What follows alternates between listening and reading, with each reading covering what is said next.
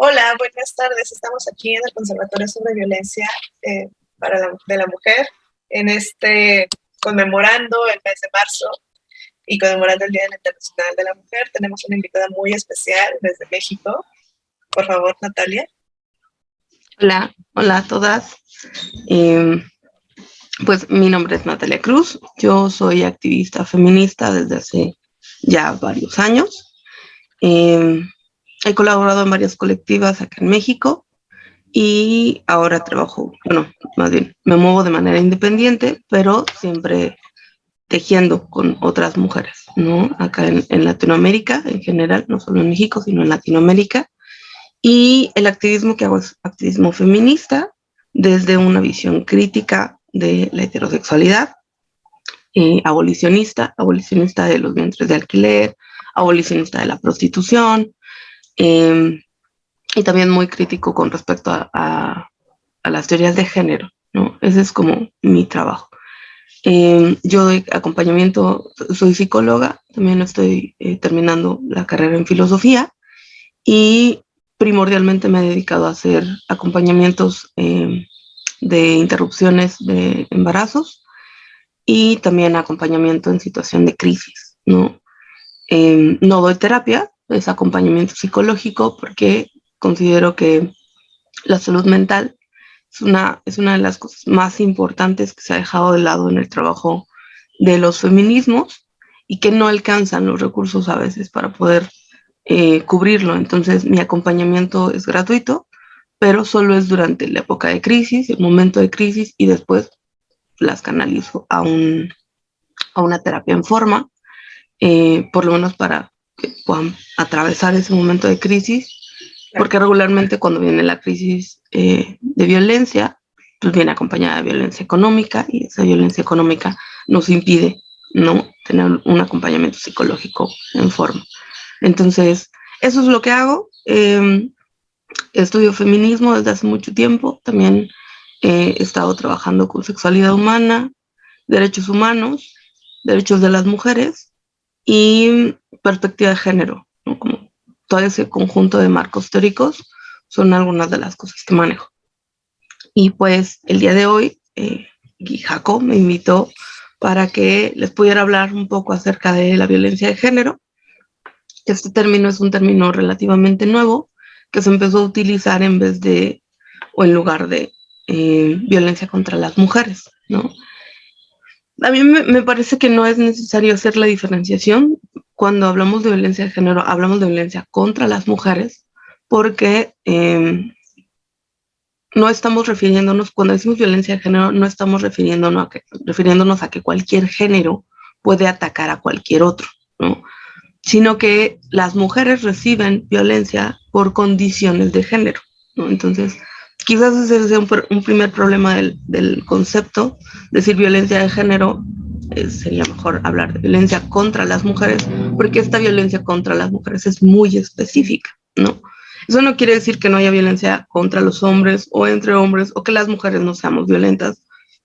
Se refiere a un tipo de violencia muy específico, o sea, es como de toda la violencia que existe en el mundo, vamos a sacar de esa violencia esta, porque tiene características y componentes propios de esa violencia, ¿no? En violencia de género o en violencia contra las mujeres vamos a tener el componente de que se sostiene de una estructura patriarcal o falogocéntrica o machista, ¿no? Hay muchas terminologías que son básicamente están hablando de lo mismo, solo de diferentes puntos de vista. A mí me gusta el término de patriarcado porque creo que es un muy buen término para hablar del sistema que existe. Pero también podremos decir machismo o misoginia. En el término de patriarcado a mí me parece que se incluyen todos, ¿no? El machismo, la misoginia, la homofobia, etcétera, la lesbofobia. Nada más para que nuestras miembros que nos están escuchando el día de hoy estemos en el mismo canal, ¿nos podrías decir la definición de patriarcado? El patriarcado es una estructura sistemática. Eso quiere decir que no está ni en una persona, ni en un gobierno, ni en una sociedad específica. Es un sistema estructural que existe desde hace siglos, que existe por lo menos acá en Latinoamérica, muchas mujeres latinoamericanas han hecho estudios precoloniales del patriarcado. Eso significa que no viene de Europa, existía antes incluso, ¿no? En las culturas mesoamericanas, por ejemplo, en las culturas griegas, o sea, podemos rastrearlo en las culturas más antiguas, incluso en estas que les llamamos civilizaciones agrícolas, que son la egipcia, Mesopotamia y demás, podemos ubicar ahí el patriarcado, no en las mismas formas que hoy en día se nos presenta, claro, pero ahí está, ¿no? Ahí lo vemos. Ah, mira, esto son síntomas, son ejemplos de cómo el patriarcado ya estaba operando.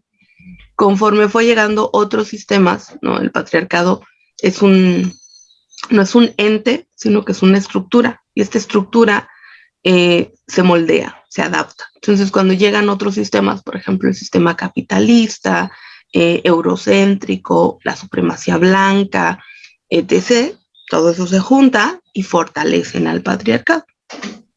Este patriarcado podemos verlo en leyes, acciones, ideas, constructos sociales, roles de género.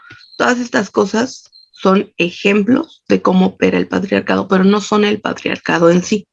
El patriarcado es una cosa un poco más abstracta, más grande y mucho más compleja de trabajar.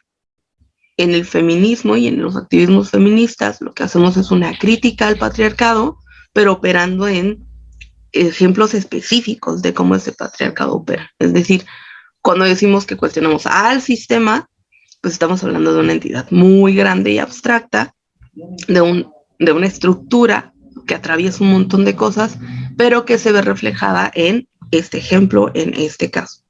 Y también lo que decimos es que el patriarcado atraviesa a todo el mundo, hombres y mujeres, fuimos construidas en el patriarcado, socializadas y socializados allí, pero son los varones quienes encarnan a ese patriarcado, ¿no? Porque ellos son a los que este sistema, y esa es su base fundamental, ¿no? El patriarcado es este sistema que mediante todas estas cosas, leyes, roles y demás, va a darle una jerarquía superior a los varones y una jerarquía inferior a las mujeres. Y además, no solo es la jerarquía, sino que la relación entre hombres y mujeres va a ser siempre de sumisión y dominación, ¿no? Entonces, a eso le llamamos patriarcado. Bueno, eso yo le llamo patriarcado, las teóricas feministas también le llaman patriarcado, y hay otros términos, ¿no? Falogocentrismo, el sistema machista, el sistema misógino, etcétera. Bueno, incluso le llaman sistema de género, ¿no? Sexogénero, etcétera. Y a lo que se están refiriendo es a esta inequidad estructural que existe. Es decir, si ponemos en una bolsa a todos los varones que existen en el mundo, todos y cada uno van a estar siempre por encima de todas las mujeres que existen en el mundo, todas y cada una. Eso significa que, y hay una frase que según recuerdo del Rosa de Luxemburgo o de Emma Goldman, no recuerdo en este momento, que decía, ¿quién es el hombre más oprimido del mundo, el hombre más precarizado, el hombre más pobre, más racializado del mundo, siempre va a tener debajo de él a su mujer? Y entonces la entidad, el sujeto más sumiso, más marginado, más violentado, siempre van a ser las mujeres. Y ya, entonces eso sería el patriarcado, ¿no? Y sobre eso, después, cuando empezamos a hacer análisis, salieron los estudios de género. Los estudios de género analizan qué es la feminidad, qué es la masculinidad, cómo se relacionan y cómo esto facilita o mantiene el sistema patriarcal, que no es lo mismo que ser hombres o mujeres, sino estas condiciones que se nos dijeron, bueno, tú eres mujer, entonces te toca ser femenina, tú eres hombre, entonces te toca ser masculino, y cómo esas cargas sociales facilitan que el patriarcado siga vigente. Y ya. Wow. Gracias. Bueno, ya que dejamos claro entonces el término de patriarcado, era muy importante. Que era muy importante, claro, ¿no? Entonces ahora sí hablemos de la violencia de género. Les decía que la violencia de género es cuando nos referimos específicamente a un tipo de violencia. Y para eso me gustaría retomar el término de feminicidio que se desarrolló aquí en México y que lo desarrolla Marcela Lagarde, porque es como la punta del iceberg de todo lo que es la violencia contra las mujeres o la violencia de género. El feminicidio es un tipo de asesinato muy particular. No todas las mujeres que son asesinadas son víctimas de feminicidio. Eso es importante, ¿no? Así como no todas las mujeres que viven violencia son víctimas de violencia de género. ¿Cómo saber que soy víctima de violencia de género? ¿Cómo saber que tuve un atentado feminicida? ¿O cómo saber que una mujer fue asesinada por feminicidio por razones de género? Aquí podemos hacer como un listado de varios elementos. En primer lugar, los feminicidios, por ejemplo, son cometidos primordialmente por sus parejas. Y eso es importante, ¿no? Porque ahí lo que se está jugando es una idea de propiedad.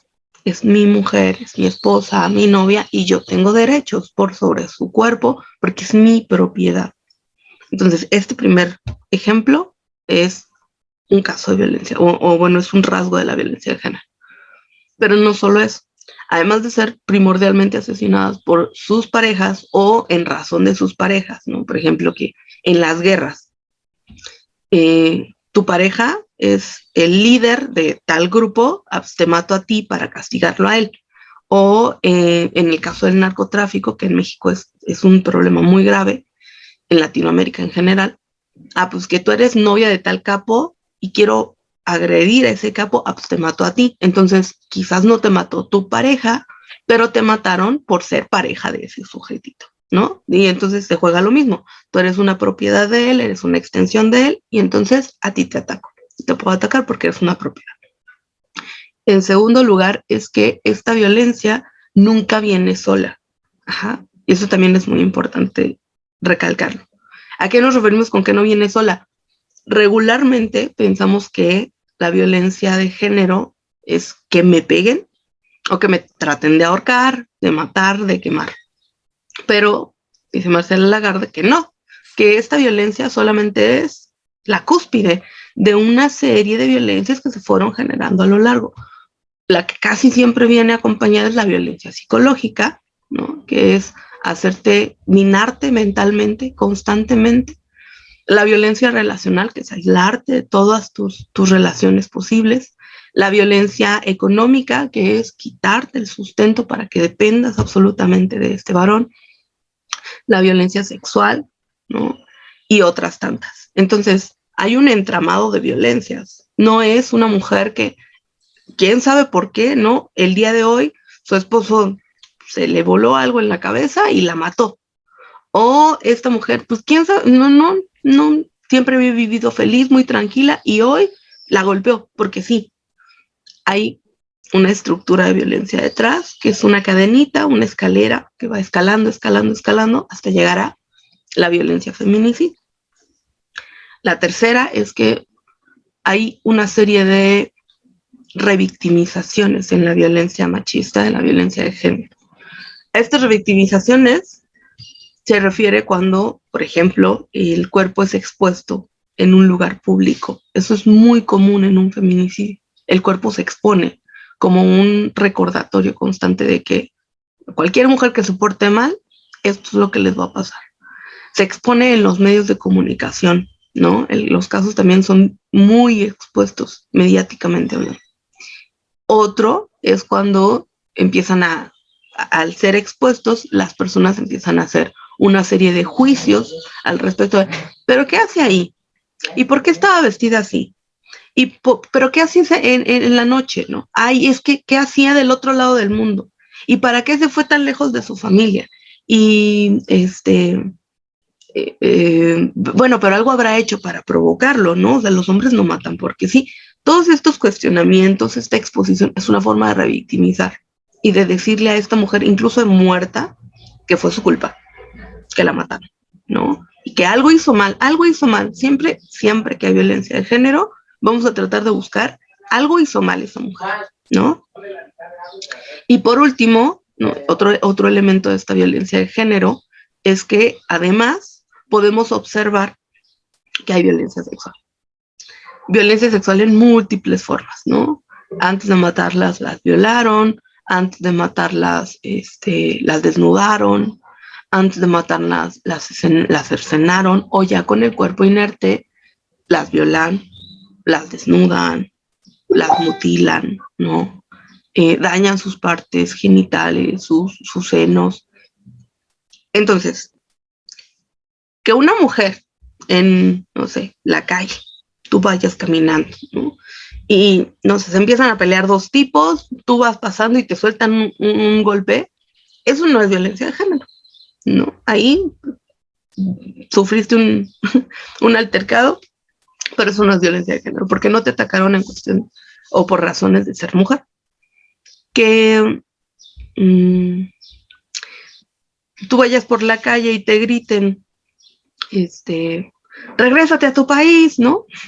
Eso no es violencia de género, es violencia racial. Entonces, hay una diferencia.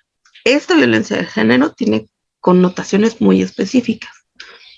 Por eso es que podemos decir que existe, ¿no? Porque tenemos evidencia de que tiene connotaciones propias y de que se diferencia completamente de otro tipo de violencias. Igual la violencia racial tiene sus propias connotaciones. Y en el caso de mujeres que viven en países europeos y que no son europeas, las dos cosas se mezclan, ¿no? Porque se va a mezclar la violencia racial y la violencia de género. Un hombre migrante racializado, es decir, moreno, negro, musulmán, afrodescendiente, ¿va a vivir violencia racial? Sí. Pero, ¿va a vivir violencia de género? No. Esa le toca a las mujeres. Y entonces, el vivir con todas estas violencias hace que haya lugares un poco menos inseguros para las mujeres para vivir, pero no existe un lugar en el mundo que sea seguro para las mujeres. Y esto también es importante porque creemos, por ejemplo, de Europa, que cuando lo contrastamos con Latinoamérica, pues no, pues claro, es el cielo, ¿no? Acá todo está perfecto, acá las leyes sí funcionan, los policías sí te cuidan, acá si vas y denuncias sí te hacen caso. Hay que tomar eso con pinzas, ¿no? Porque creernos que hay un lugar seguro para vivir como mujeres es creer que es voltearnos el cuento, es tergiversar la historia y creer que si estamos mal, y eso es quizás lo más importante que me gustaría decirles a los que nos escuchen, creer que si algo salió mal, que si yo estoy mal, que si estoy en Europa y no me la estoy pasando bien y no me siento segura, que si estoy viviendo en Estonia y con todos estos privilegios y súper ganando bien y demás, y aún así no estoy bien, es mi culpa. Y eso no es cierto, ¿no? Allá también existe la violencia de género, allá también existe el machismo, allá también existen los hombres violentos, en todos los lugares del mundo. Entonces, que en Europa se den estos casos no es ni para extrañarnos, ni para sorprendernos, porque cuando decimos que esta cuestión es estructural, nos referimos al mundo entero. Nadie se salva. Y lo peor es que, por ejemplo, acá en México, en Latinoamérica, como las cosas están mal, una se puede quejar a gusto y abiertamente de, a mí me pasa también. Pero como allá el reflejo sobre todo que nos introducen a las y los migrantes, ¿no? Porque la gente que es de allá puede quejarse. Pero tú que estabas en peores condiciones, ay, ¿cómo te vas a andar quejando, no? Pues si en tu país te iba peor, en tu país las matan cada tercer día, eso no significa que no me pueda, que no me esté pasando, que no pueda decirlo y sobre todo que no necesite ayuda, ¿no? Que yo venga de una situación, de un país que tiene una situación más grave, no significa que acá no pase y que yo tenga la culpa. Yo no lo llevo conmigo. Yo no llevo conmigo la violencia, las agresiones, ni el machismo. Yo llego a un lugar en el que ya estaba. Y eso también hay que recalcarlo. No somos las causantes de la violencia de género, porque no es nuestra condición de mujeres las que nos provoca esta violencia. Es que el mundo lee que como somos mujeres, pueden ejercer violencia contra nosotras. Entonces, nosotras no llevamos esa violencia. Esa violencia estaba allí y cuando ven un cuerpo, ven a una mujer sobre la cual descargar esa violencia, lo hacen. Pero nosotras no tenemos culpa en eso, ¿no? Ya. Wow. No sé. Preguntas. Gracias. Eso fue, creo que me ha dejado muchas cosas, me ha abierto varios horizontes justamente con este proyecto que tenemos acá en Estonia que estamos tratando de llevar a cabo, y sobre todo la extensión de la ONG en cuanto a la especialización en migrantes y en violencia doméstica. Entonces, justamente, por ejemplo, esta diferencia que haces entre los distintos tipos de violencia es muy relevante porque justamente nos dicen, pero si no te pegó, si no tienes marcas, no eres víctima de violencia. Pero inclusive creo que justamente lo que mencionabas de las mujeres migrantes es que en muchas ocasiones su derecho a estar en ese lugar está ligado a su agresor. Entonces ese es otro tipo de vulnerabilidad y otro tipo de violencia que inclusive platicando con refugios para mujeres acá en Estonia, nos decían que no tenían un protocolo especial entre mujeres migrantes y mujeres estonias. Entonces imagina todo lo que a mí eso así me explotó la cabeza porque los números son muy grandes. Y hablar con una mujer estonia y con una mujer que a lo mejor ni siquiera habla inglés, que solo habla en este caso español, es completamente, es todo un universo que también puede poner mucho en juego su estabilidad psicológica, su salud mental. Entonces, sí me parece muy relevante esto que mencionas. Me queda una pregunta sobre lo del feminicidio. Quizás, no sé si nos pudieras dar un poquito más de referencia histórica de cómo, en qué momento se hace legal en México, porque, por ejemplo, tengo varios amigos en derecho que una vez tuvimos una plática y que hay todavía muchas vacas sagradas, pongámoslo así, en las grandes universidades del derecho que dicen que el feminicidio no existe. No existe. Entonces, sí, y justo es por eso, porque dicen que no es, que es un asesinato cualquiera. Lo que hace Marcela Lagarde cuando ella va a proponer esto cuando es diputada o senadora, no recuerdo exactamente, y lleva más o menos el término tipificado en la Constitución, en el Código Penal también, lleva alrededor de, yo creo que 20 años, es muy nuevo, 20, 25 años, ¿no? Y lo que ella hizo fue esto, empezar a jalar los casos de mujeres y decir, a ver, bueno, ¿qué pasa cuando matan a una mujer, no? Y entonces observo todos estos ejemplos que yo les ponía, ¿no? La violencia que te expone, que te revictimiza, darse cuenta de que hay una escalada, darse cuenta de que lo hacen sus parejas, sus padres, hermanos, ¿no? Y entonces junta todos estos casos y dice, a ver, estos de aquí tienen un patrón, ese patrón no está de a gratis, ese patrón está respondiendo a que aquí hay un fenómeno particular. A estas mujeres las están matando sistemáticamente por razones de ser mujeres. Entonces, a esto necesitamos llamarle de manera diferente, así como a los asesinos seriales y a los asesinos normales, ¿no? Ahí hay un patrón. No es lo mismo un asesino serial que un asesino no común, porque el asesinato común se comete por muchas razones, pero es un caso. En cambio, cuando tenemos un asesino o que mató a 2 personas, 3 personas, pero no podemos decir que es un asesino serial hasta que no encontremos ese patrón que siguen los asesinos seriales. Lo mismo pasa con el feminicidio. Tenemos un patrón y ese patrón se repite una y otra y otra y otra vez. Y entonces lo que hace Marcela Lagarde es decir, a ver, aquí hay un fenómeno que no corresponde a ningún otro fenómeno tipificado por ley y que además es estructural. Porque de nuevo, no es solo el varón que mata a una mujer, ¿no? Esta violencia, lo que Marcela hace cuando enuncia la violencia feminicida es visibilizar que es la punta del iceberg y que hay un montón de otras cosas debajo. Cuando hablamos de violencia en las relaciones de pareja, cuando hablamos de la violencia de género o que también se le ha denominado violencia doméstica, el peligro latente es el feminicidio, porque es escalable. La violencia de género es escalable.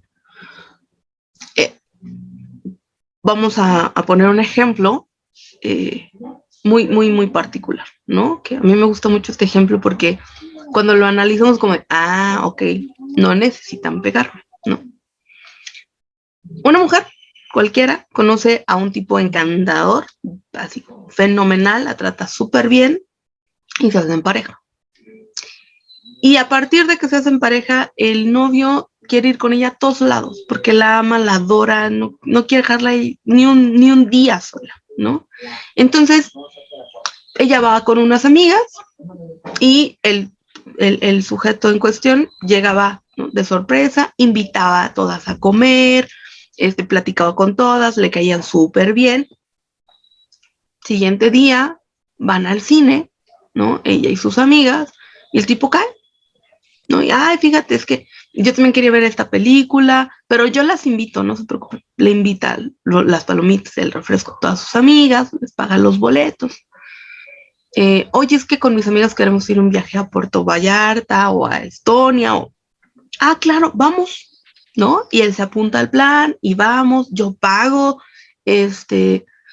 y todos estos eventos parecen detalles románticos preciosos. O sea, el tipo está desviviéndose por ella, ¿no? Pasar el tiempo y entonces él casualmente, siempre que quería salir con sus amigas o que tenía alguna reunioncilla, es que fíjate, hice reservaciones para este restaurante precioso que te quería llevar. Bueno, pero no te preocupes, si quieres cancela. No, pues vamos, ya tiene la reservación, las veo luego. Y se iba con el novio.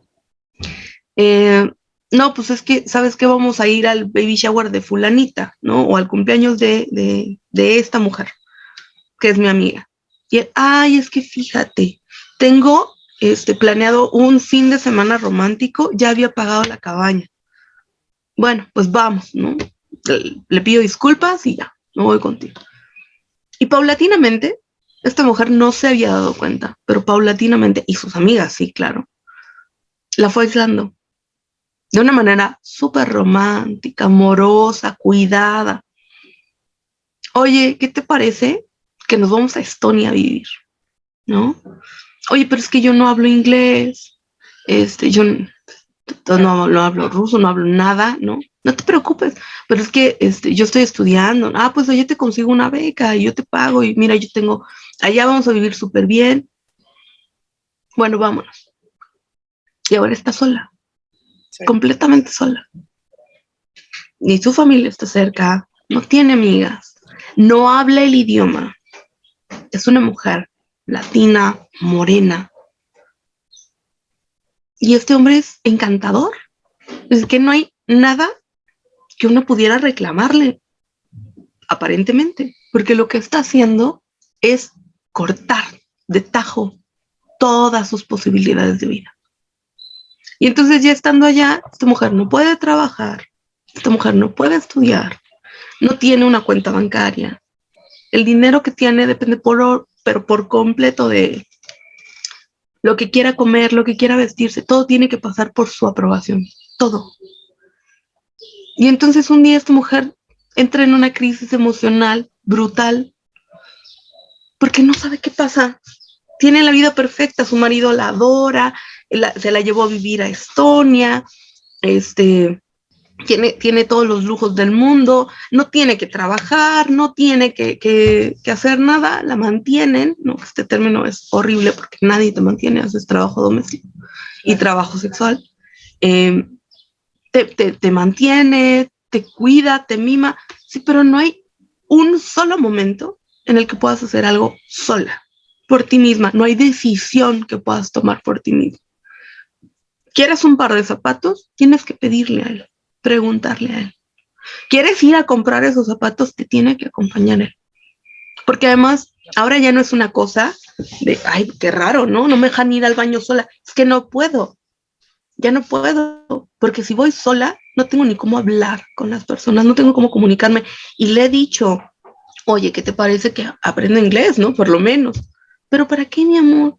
Yo no me molesta acompañarte a todos lados, no te preocupes, no tienes que, no pasa nada, ¿no? Además, como que no le vas a entender mucho. Es que tú eres un poquito lenta y empieza la violencia emocional. Claro. Ya tienen ahí. Esto es paulatino, por eso no nos damos cuenta, porque es una cosa finísima, ¿no? Y ya cuando estás completamente aislada y sin posibilidades de huida, entonces las cosas se empiezan a poner peor. Porque ahora sí te tiene, sabe perfectamente que eres su presa. Y entonces empieza a minarte emocionalmente, mentalmente. Estás loca, ¿por qué te pones así? Es que ya ves, siempre es lo mismo contigo. Es que, ¿qué más quieres? Yo te doy todo. Es que, ¿por qué no puedes ser feliz? ¿No? Tienes un problema, el problema eres tú. Algo está mal en tu cabeza. ¿Cómo no vas a poder ser feliz?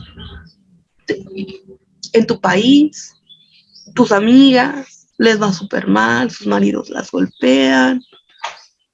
¿Y tú? ¿Tú por qué estás llorando? ¿Por qué estás triste todo el tiempo? ¿No? ¿Por qué estás tan enojada? ¿Por qué te sientes tan frustrada si tienes una vida perfecta? Y un buen día llegan los golpes. Un buen día tú no quieres tener relaciones sexuales y él te dice que es tu obligación. Un buen día tú no estás de humor, te despiertas en la madrugada y está penetrándote. Porque eres suya, porque ya eres suya. Y esa violencia va a seguir escalando, escalando, escalando, escalando. Nunca va a detenerse. Ya no. Porque esa es una de las características de la violencia de género. No se va a detener. Nos gusta pensar que sí. Queremos creer que sí. Porque ninguna mujer quiere reconocer que se enamoró de un violador, de un asesino, de un golpeador, de un tipo violento, psicópata. Pero es que no fue nuestra culpa. Ese psicópata, ese golpeador, ese tipo manipulador y horrible, no es del que nos enamoramos. Nos enamoramos de la cara que nos presentó al principio y por ese amor seguimos ahí y él lo sabe, ellos lo saben, ese es el gancho. No es responsabilidad de las mujeres, pero mientras las mujeres no puedan reconocer que ese príncipe azul en realidad es un monstruo, que ese príncipe azul corren el riesgo de que un día en la madrugada las ahorque, que se las mande al hospital. Entonces, estas mujeres no van a poder protegerse. Entonces, tiene que haber un quiebre. Eso es lo que tiene que pasar en la mente de las mujeres, un quiebre en el que puedan separar la imagen del príncipe azul, que no sé por qué, que es perfecto y que no puedo encontrarle un error. Tiene que haber un quiebre. Y por eso es que regularmente cuando las mujeres se dan cuenta de que viven violencia de género, es cuando las golpean. Porque ahí sí ya hay algo que le puedo reclamar. Todo lo anterior no cuenta, no es válido. Que todo el tiempo me esté diciendo que soy menos inteligente, que me haga chistes sobre que soy tonta, o sobre que soy muy morena, que estoy muy voluptuosa, que estoy gorda, que estoy subiendo de peso, que ya no me cuido. Todo eso no cuenta como violencia. Porque no nos dicen que eso es violencia y que eso es una señal de peligro inminente. Sal corriendo de ahí, pero llega muy tarde. Y cuando llegues, cuando ya te golpearon. Y es una cachetada a veces, ¿eh? Y a veces la cachetada incluso dices, no, pues es que se le salió, estábamos peleando, fue una discusión. Y no es sino hasta que ya te mandan al hospital que te das cuenta que este príncipe azul no es con el que estás viviendo. Ese ya no existe. Este tipo es tu posible asesino. Por eso es que llegan tan tarde a la ayuda, por eso es que hay tantos casos, porque en el momento de la escalada todo el mundo te va a decir, no es cierto, eso no es violencia. No, pero ¿de qué te quejas? Si estás muy bien. Ay, a ti no te pegan. Ay, a ti no te viola tu marido. Bueno, si no querías, pero es tu marido, tiene derecho también. Tú no quieres que se vaya con otras, pues todas esas justificaciones tienen también una relación directa con la violencia machista y hacen que las mujeres vivamos encerradas. en una relación o en relaciones que nos están minando de poquito en poquito en poquito. Pensar que la violencia patriarcal es un guante de box que llega y te suelta un fregadazo es el peor error que hemos cometido a la hora de traducir cómo funciona la violencia machista. La violencia machista funciona como el gusano de... Hay un cuento de Horacio de Quiroga, ojalá se los puedas compartir, que es el almohadón de plumas, ¿no? Me encanta. En el almohadón de plumas, pues hay un bichito parasitario que está chupando la sangre. Eso es la violencia patriarcal, eso es la violencia machista. Es una garrapatita. Tú puedes hacer tu vida, tú puedes caminar, andar, todo, pero te está chupando poquito, a poquito, a poquito. Y un día te despiertas y dices, ¿por qué me siento tan mal? ¿Por qué estoy tan cansada? ¿Por qué estoy tan agobiada, tan desesperada? Porque siento que todo está mal y no lo ves, porque es una garrapatita. Pero esa garrapatita lleva ahí meses, años, décadas. Y te va a matar. Ya sea físicamente hablando, porque agarre y te ahorque, o porque mañana te tire de las escaleras, te prenda fuego, que es uno de los fenómenos súper particulares de España particularmente, y en Europa he oído de muchos casos al respecto, hombres que llegan con un bidón de gasolina y les prenden fuego a sus mujeres, ¿no? Pero también puede ser un asesinato simbólico. Un día te despiertas y solo no te reconoces. No recuerdas la última vez que fuiste completamente feliz. No puedes enunciar una sola meta que tengas tú en la vida. Tu vida gira en torno a él. Ya no eres capaz de pelear. Solo te resignaste a que esto va a pasar. Y te tragó, ¿no? Y recuperarte de eso es bien complicado, pero se puede. Y eso también es importante decirlo. Todas podemos sobrevivir a esa violencia porque no es nuestra, no somos nosotras. Es algo que nos está pasando, pero esto no nos hace a nosotras, particularmente un tipo de mujeres pobres, débiles, fáciles de violentar. Le pasa a todas las mujeres del mundo. La reina Isabel vive violencia de género. La canciller de Alemania vive violencia de género. Todas y cada una de las mujeres de la historia han vivido violencia de género. Nadie se salva. No hay forma, porque no somos nosotras. Porque no está en nosotras. Y entonces, como no está en nosotras, cuando termina, cuando salimos corriendo de ahí, podemos recuperarnos. Claro. Podemos recuperar lo que fuimos, lo que hicimos, bla, bla, bla. Y si no sales la primera vez, y si regresas, tampoco eres tú. Es una cosa bien complicada, porque las mujeres se sienten sumamente culpables de, es que ya lo denuncié, ya me salí y ya regresé. Y le di una segunda oportunidad. Pero sabemos por qué le diste esa segunda oportunidad, porque quieres creer que no es cierto, que no te tocó a ti. Porque, ¿qué va a pasar con tus hijos? No les quieres quitar a su papá, porque ¿qué va a pasar con tu visa? No quieres complicarte la existencia, porque ¿de qué vas a trabajar? ¿De qué vas a comer?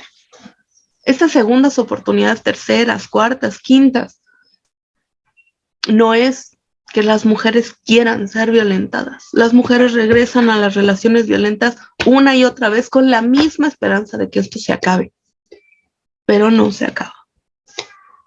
Y sin embargo, lo más trágico de todo esto es que cada una de las mujeres víctimas de violencia, cada una de nosotras va a vivir su propio proceso. Y va a llegar hasta cierto punto, quizás no llegue. Esto es como las adicciones, ¿no? Tienes que tocar fondo. Y el fondo de cada una es bien diferente, ¿no? Hay mujeres que la primera cachetada, vámonos, y no quiero volver a verte. Hay mujeres que la primera vez que les dicen, te vas a poner esa falda tan cortita, lárgate de aquí. No quiero volver a saber de ti. Pero hay mujeres que ya fueron al hospital 2, 3 veces y todavía no llegan a su fondo.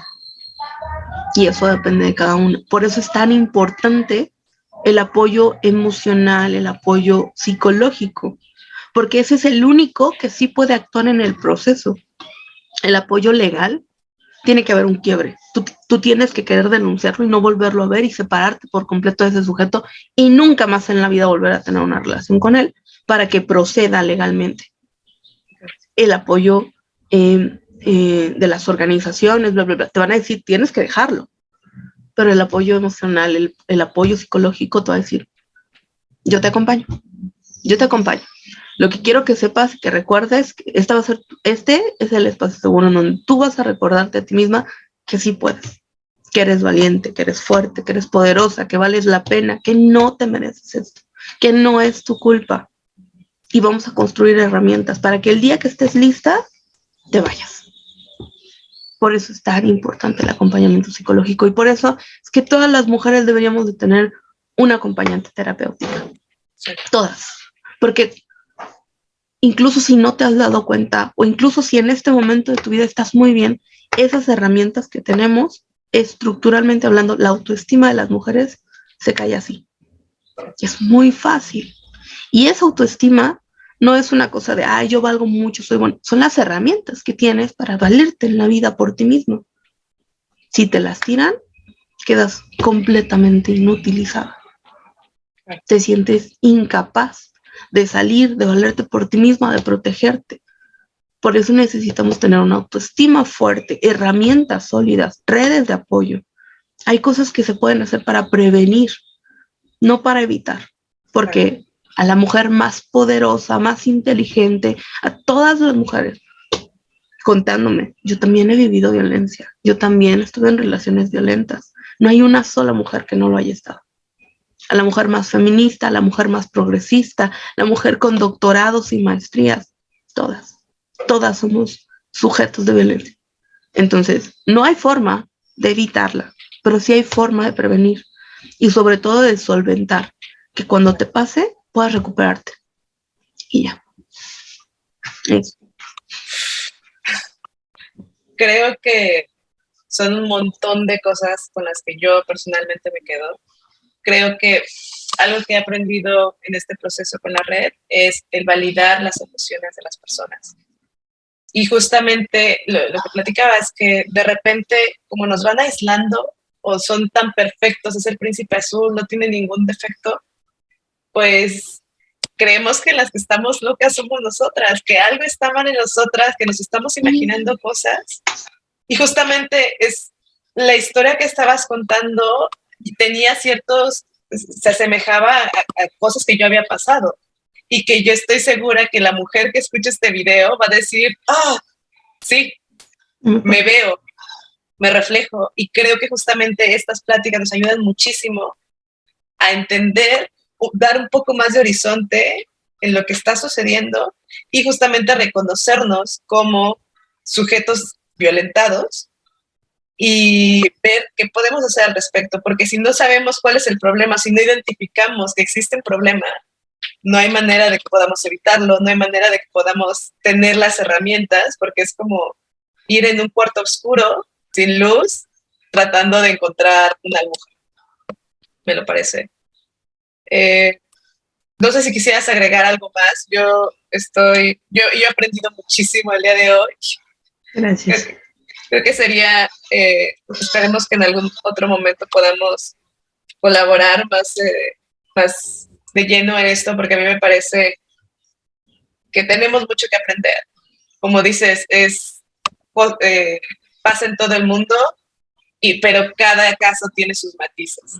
Entonces, justamente tener como la teoría, tener también el diálogo entre, por ejemplo, tus vivencias, tu experiencia desde México, siendo mujer activista, y como nosotras queriendo ser mujeres activistas migrantes en Estonia, hay ciertos matices que se encuentran y otros que son completamente distintos y que dan su peculiaridad del caso.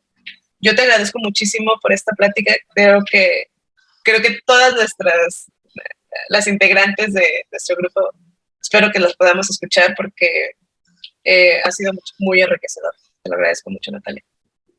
No, gracias a ustedes. Me gustaría mucho que no se fueran con la idea de que yo soy una especie de adivina, que tengo superpoderes mentales, ¿no? Que puedo predecir lo que va a pasar. No soy yo, es que hay un patrón. Eso es lo que nos demuestra que hay un patrón. Que cada vez que lo contamos, que cada vez que decimos estas cosas, alguien, alguna, a muchas, como, no, nos hace sentido. Es que no eres la única. Y eso es lo más importante que quiero recordarte. No estás sola, no eres la única, no eres tú. Estas violencias que vivimos por ser mujeres, nos pasa a todas, pero salimos de esto. Asumirse víctimas, asumir que estamos en una posición de violencia y de vulnerabilidad, no es tirar la toalla, no es vencerse, ni rendirse, ni reconocer culpa, ni sentirnos estúpidas, tontas e incapaces. Eso, reconocernos víctimas, es el primer paso para salir de ahí. Totalmente. Y es indispensable, ¿no? Y también pues que entre nosotras, justamente estas redes yo lo veo como las redes de salva, que en el momento en que nada hace sentido, sabes que si te dejas caer, alguien estará ahí para sostenerte. Creo que eso es lo que nos mantiene en esto y creo que lo haremos grande. Muchísimas gracias, Natalia. Estuvo increíble. Gracias a ti y ojalá que si tienen dudas o algo por el estilo, yo con mucho gusto me ofrezco a responderlas y que ojalá les sea muy útil este poquito de tiempo que les puede compartir. Y pues nada, mucho éxito con la red. A todas un enorme abrazo y un enorme beso. Y pues acá seguimos, ¿no? Perfecto, muchísimas gracias. Chao.